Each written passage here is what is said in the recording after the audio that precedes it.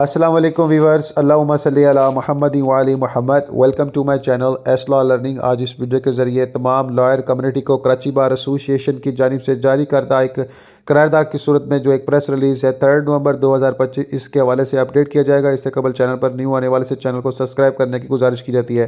کراچی بار ایسوسی ایشن judicial magistrate کے جناب اعلیٰ سینٹ ڈیوٹی مجسٹریٹ کراچی ویسٹ جناب نثار احمد چانڈیو نے اپنی تفصیلیت اور مدلحکم 2 نومبر 2025 سیکشن 167 CR 67 کے تحت منظور کی گئی عدالتی جرات آئینی وضاحت اور قانونی دانشمندی کے لیے اپنی بھرپور تعریف اور حمایت کو ریکارڈ کیا۔ انسداد دہشت گردی ایکٹ 1997 کے سیکشن 7 کے ساتھ پڑھا گیا کہ دھماکہ خیر مواد ایکٹ 1908 کے تحت درج FIR نمبر جناب اعلیٰ سے متعلق مذکورہ حکم عدلیہ کی آزادی اعلیٰ روایت کی عکاسی کرتا ہے اور آرٹیکل 10 9 4 اور 10 کے آرٹیکل 1 کے تحت آئینی مینڈیٹ کی توثیق کرتا ہے۔ اسلامی جمہوریہ پاکستان 1973 شہریوں کی ذاتی مناسب عمل اور بقا کے تحفظ کو یقینی بناتا ہے۔ عدالتی حکمت اور دیانتداری کا اعتراف بار تسلیم کرتی ہے کہ ماہر ڈیوٹی مجسٹریٹ نے آئینی ضمانت کا استعمال کرتے ہوئے اور قانون کے تحت اسے عطا کردہ اختیارات کو بروکار لاتے ہوئے بجا طور پر اس بات پر زور دیا ہے کہ قانون کے مطابق کسی بھی شہری کو آزادی سے محروم نہیں کیا جا سکتا۔ یہ کہ آرٹیکل 4 کے مطابق کسی بھی شخص کو ایسے کام کرنے میں رکاوٹ نہیں ڈالی جائے گی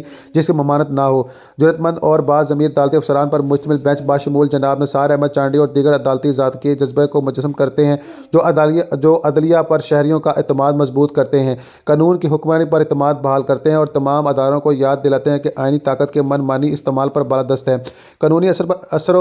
قانونی اثر پر وضاحت کراچی بار ایسوسی ایشن واضح طور پر یہ نوٹ کرتی ہے کہ مذکورہ ڈسچارج سیکشن 63 CRPC بری ہونے والے کے برابر نہیں ہے، جیسا کہ حکم میں واضح طور پر دکھایا گیا ہے کہ یہ محض ملزم کی آزادی کو بحال کرتا ہے جبکہ تفتیش حقوق کے مطابق جاری رہتی ہے۔